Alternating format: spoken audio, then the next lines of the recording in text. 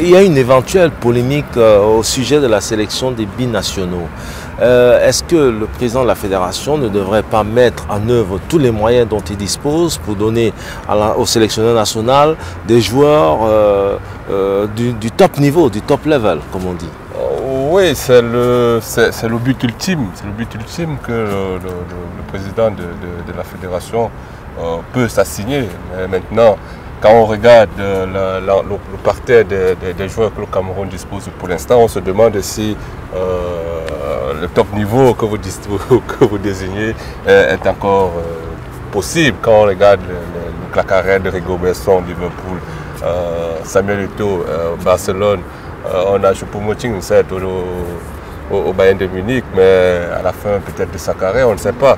Vous avez Stéphane Bia qui jouait par exemple à Marseille, l'Aurélien Tchidjou à Galatasaray. Vous avez tous ces noms-là, mais aujourd'hui vous avez des joueurs qui évoluent dans le championnat de D2 et il faut faire avec. Et comme vous le dites bien, il faut aller chercher des joueurs qui ont de la carrure. Et puis, pour moi, ce n'est pas seulement ça qu'il faut chercher pour l'instant, parce qu'on n'a pas ces joueurs-là, ces joueurs de la statue de Samuel Eto'o, on n'a pas ces joueurs-là, il faut être conscient de ça et se rendre compte, on va faire avec ceux qui sont là, et le plus qu'il faut donner, c'est la volonté de donner, la volonté de gagner. Puisque Eto'o, il avait cette volonté de gagner et cette stature-là, donc il avait les deux. Ici, c'est pour gagner la Coupe du Monde. Oui, mais maintenant, on n'a pas la statue de Samuel Eto'o, mais on a la volonté de gagner. Et donc, pour avoir la statue de Samuel Eto'o, il faut gagner d'abord, et puis les choses vont suivre, puisqu'on va évoluer avec les joueurs qui évoluent dans les championnats de, j'ai pas envie de dire de seconde zone, mais de deuxième division en France, de deuxième division au Qatar, évidemment. Deuxième division, je ne sais pas moi où. Et donc, c'est les joueurs qu'on a, il faut faire avec. Et le sélectionneur doit les motiver pour ne pas développer un sentiment de complexe face aux joueurs comme les Neymar. On en reviendra un peu sur les choix du sélectionneur à ce niveau-là ou du président de la fédération.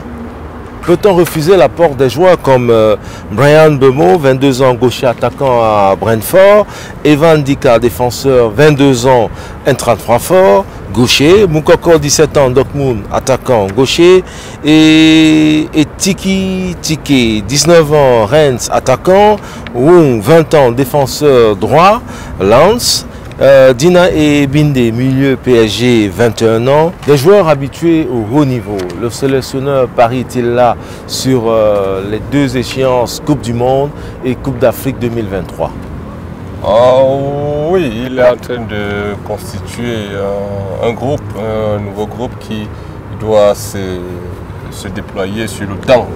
Et c'est pourquoi on parle de constitution d'une nouvelle génération qui est nécessaire, parce qu'au regard des joueurs que constitue notre tanière aujourd'hui, on se dit ils sont déjà en phase de laisser la tanière. Il faut donc substituer leur absence par des personnes que vous avez citées de fort belle manière. Vous avez un Choupo-Moting qui, peut-être c'est sa dernière Coupe du Monde qui doit participer. Il faut intégrer de nouveaux noms pour qu'ils essayent un peu de s'imprégner de la philosophie Lion indomptable. Et c'est là, en cela qu'ils sont importants. Au cas où le Cameroun appelle un de ses fils, il doit répondre présent.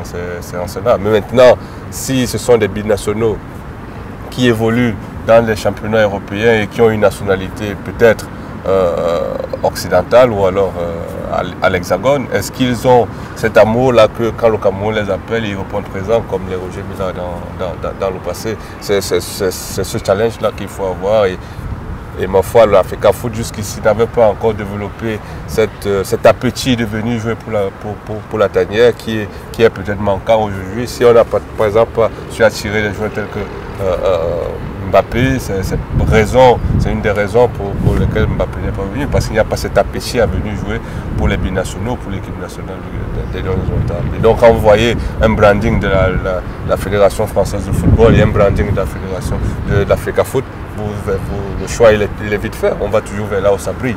Donc pour l'instant, l'Africa Foot essaye de briller avec la présidence de son président Samuel Eto'o, et ils font des choses là pour que les binationaux ne se sentent pas lésés, ne se sentent pas mis à l'écart. Et donc, si on les ramène, Ils doivent juste dire oui, on répond présent, l'autre doit nous appeler. Plusieurs spécialistes disent qu'il ne fallait pas un changement d'entraîneur avant la double confrontation Cameroun-Algérie.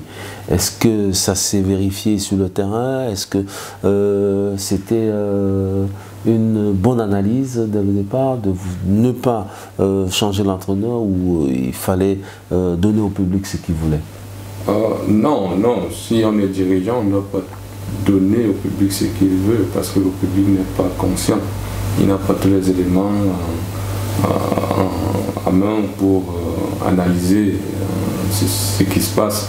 Donc non, si on prend ça sous cet angle-là, non, on ne doit pas aller juste pour contenter ce que le public veut. Mais moi, j'ai une autre lecture qui me pousse à dire que non, ce n'était pas une erreur que de changer de coach. Mais maintenant, l'erreur pourrait venir dans le choix du coach qui a été fait.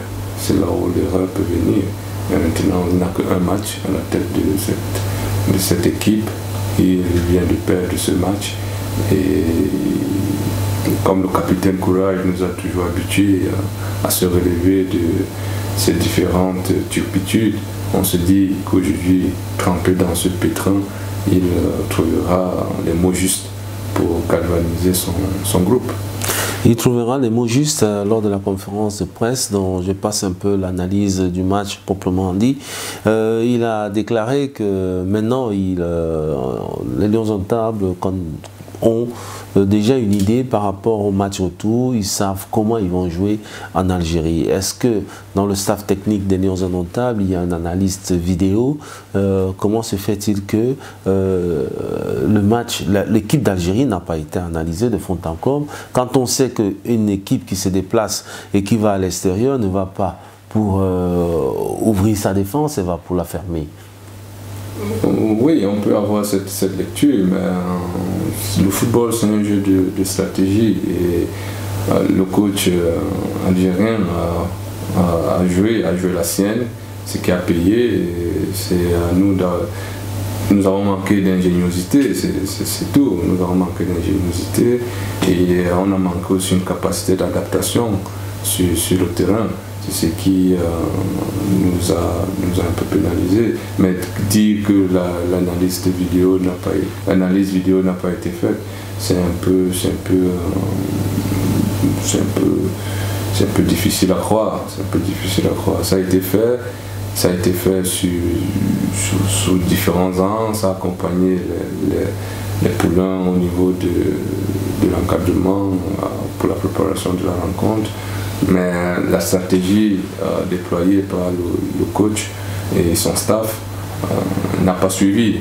Et c'est en cela que c'est un peu regrettable. L'état mental qu'il faut avoir, c'est l'état d'esprit qu'il faut avoir, c'est cette niaque-là qu'il faudra avoir pendant 90 minutes pour espérer gagner cette rencontre. Et ajouter à ça, ce qui nous lie tous, ce qui nous rend fiers, c'est l'appartenance à la patrie, c'est le Cameroun. Donc, ajouter un brin de patriotisme dans l'effort qui est donné. Et je pense qu'on aura fait le nécessaire pour se qualifier. Si un de ces ingrédients est mis de côté, on ne peut qu'avoir nos yeux pour pleurer au soir du 29, c'est-à-dire à 21h. Donc vous croyez à la qualification des Lions Indomptables? Non, je suis Camerounais, je ne peux que croire. Maintenant, est-ce qu'il faut croire béatement une personne qui a de l'analyse croit non pas avec les organes comme on dit au Cameroun, mais il croit avec un sentiment de recul pour qu'il ne se sente pas blessé par la suite. C'est ça qu'il faut éviter. Mais sur le fait, oui, on croit à la qualification et on va se qualifier de toute façon. Le championnat camerounais a repris une belle initiative de la Fédération camerounaise de football. C'est une prouesse réalisée par l'équipe dirigeante actuelle de la Fédération camerounaise de football. Que peut-on retenir de ce récent championnat camerounais qui a été magnifiquement organisé? Je prends juste la fin de votre propos pour dire que c'était magnifique. C'était magnifique ce qui a eu lieu au Cameroun. Vous avez un championnat qui a commencé à date et qui se terminait à date, ce qu'on ne connaissait plus. Et ce qui est un fait majeur dans ce championnat, ce n'est non pas le paiement du salaire des joueurs que nous avons décrié depuis fort longtemps, mais c'est plutôt la présence des spectateurs au stade, la présence de ce public qui est venu galvaniser les différentes équipes. On ne connaissait plus ça au Cameroun, on ne connaissait plus ça. Donc, ce football renaît de ses cendres avec, déjà sur la base du précédent championnat, on voit qu'il y a un nouvel engouement, un nouvel impetus qui est donné dans ce public-là, un nouvel attrait. Au regard de la fameuse émission que nous avons tournée, on disait que Samuel Eto'o est venu non pas pour développer le football, mais pour lui donner un nouvel aura. Un nouvel aura et donc redynamiser le football camerounais. Et ma foi, c'est une conséquence logique de ce qui se tramait dans ces différents projets. Et donc, on ne peut que dire c'était magnifique. Les stades sont pleins, le beau jeu, les stades qui sont magnifiques avec la construction de Olembe, même bien que ce n'est pas encore utilisé, c'est juste des stades annexes. On voit bien qu'il y a une gradation qui sera faite parce qu'on utilise d'abord les stades annexes et après on va monter en puissance au regard de l'engouement du public à venir nombreux au stade. Donc le public camerounais est à féliciter. Le mondial 2022 au Qatar approche à grands pas. Toutes les équipes qualifiées, les équipes africaines qualifiées sont en pleine préparation. La période FIFA sera ouverte bientôt. Que pensez-vous de la préparation des Lions indomptables pour le Qatar? Pour le moment, on voit bien qu'il y a eu des mouvements du staff. Ils sont allés rencontrer différents éléments importants selon eux pour leur équipe, pour la constitution de leur bloc. On voit bien que le staff se bouge, on voit bien que le président de la Fédération camerounaise de football est aux côtés du staff pour créer cette osmose nécessaire à cette équipe-là pour braver les échelons qui seront face à elle. On parle du Brésil, de la Serbie, de la Suisse. Et donc, vous voyez qu'il faille que les choses se préparent bien en avance pour que ça prenne. Et donc, présentement, Rigobert Song-Baranak fait le boulot avec son adjoint.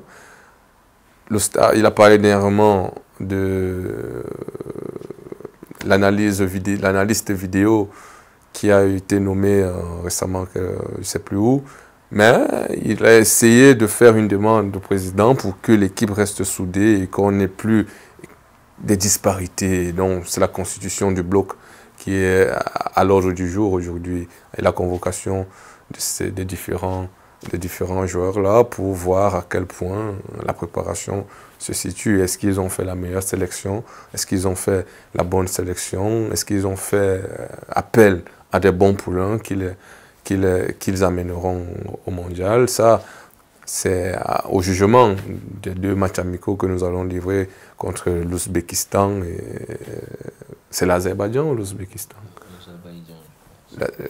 Et la Corée du Sud. C'est une préparation qui risque d'être tumultueuse. La Fédération camerounaise de football est face à un sérieux dilemme. 2 équipementiers qui sont au coude à coude, Corps Sportif et One All Sport.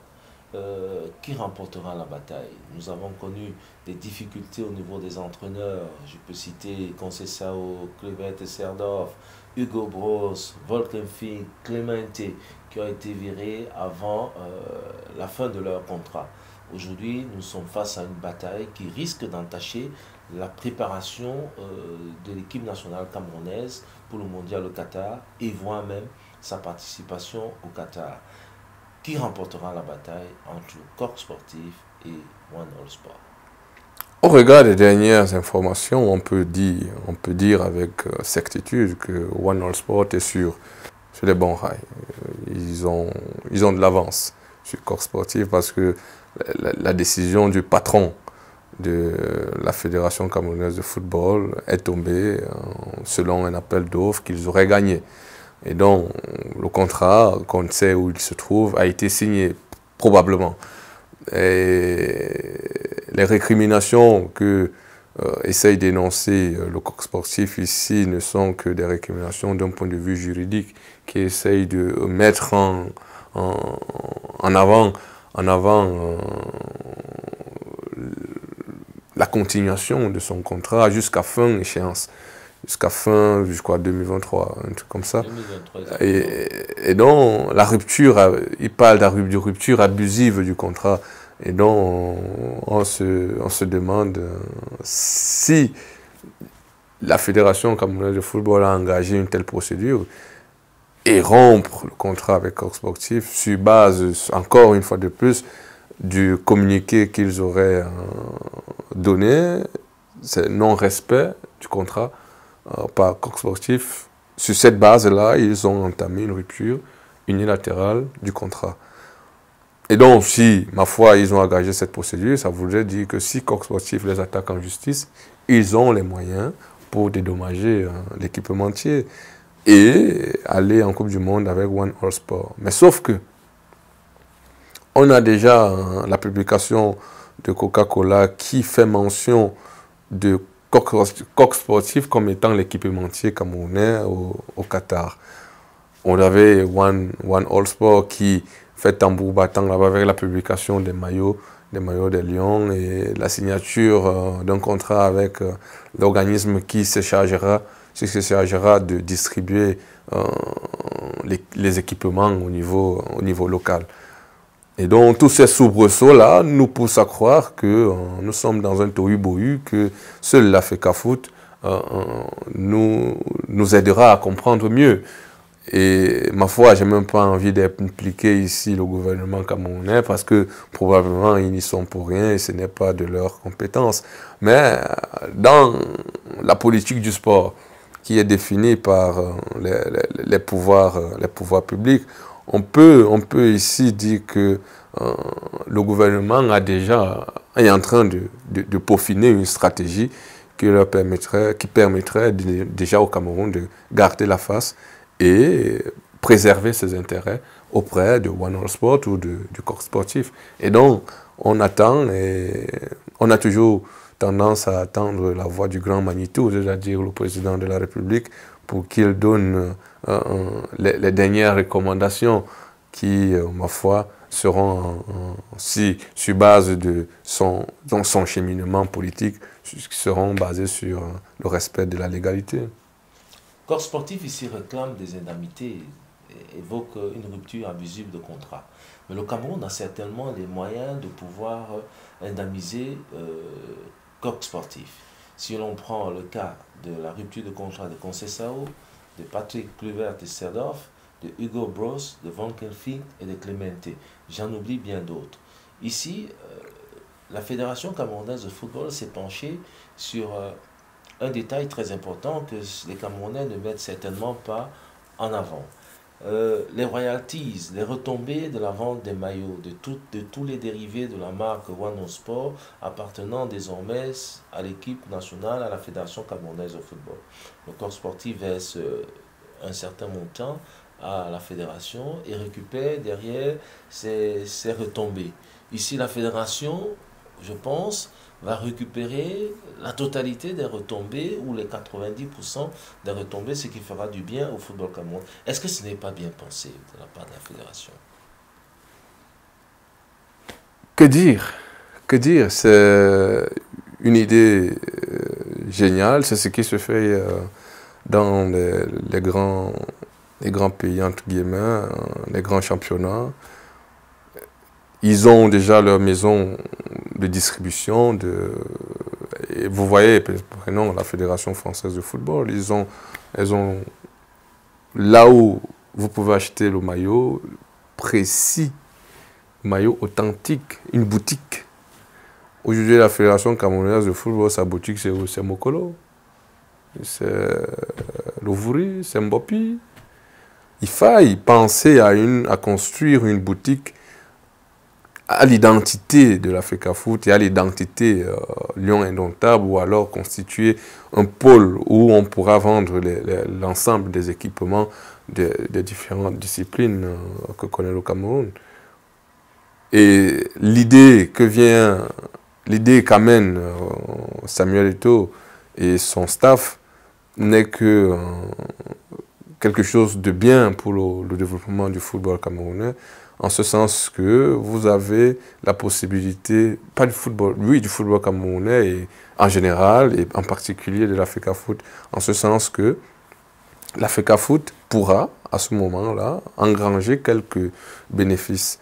Mais vous me direz, par exemple, que l'Africa Foot a limogé l'ensemble des coachs que vous avez énoncés et a engagé des procédures judiciaires au niveau du TAS et, avec Abdourahmane et tout ça pour contester les élections pendant au moins une quinzaine, vingtaine d'années. Et donc, ils ont de l'argent pour ça. Ils ont de l'argent, ils ont sacrément de l'argent. Et donc, ce n'est pas payer les indemnités à un coq sportif qui ne pèse pas devant un Puma, ou je ne sais pas moi, on a connu beaucoup des équipementiers de renommée internationale. Puma, c'est pas coq sportif qui va dépasser, par exemple, l'Africa Foot à payer des indemnités et qui s'élèvera à combien? Si aujourd'hui on fait la balance, on appelle ça en marketing l'avantage concurrentiel. L'avantage concurrentiel du contrat de coq sportif et de One All Sport penche vers qui? La fédération a estimé que l'avantage concurrentiel les pousse vers One All Sport parce que ça remplit certaines conditions que le coq sportif ne remplit pas. Et donc, rupture abusive du contrat, est-ce qu'on peut supporter une rupture abusive du contrat? Si la réponse est oui, alors on rompt le contrat et on se libère de coq sportif. Mais ça, c'est encore mes propres analyses qui me posent. Non, je ne suis pas à l'Africa Foot pour conclure ainsi. Mais au regard de ce qui se passe, on ne peut que déduire les choses de façon telle que je viens de les présenter. C'est un match qui se déroule certainement derrière le bureau. Coq sportif, One All Sport. L'avantage reviendra certainement à celui qui, dans un domaine marketing, comme l'a expliqué M. Etoga, donne des avantages à la Fédération camerounaise de football.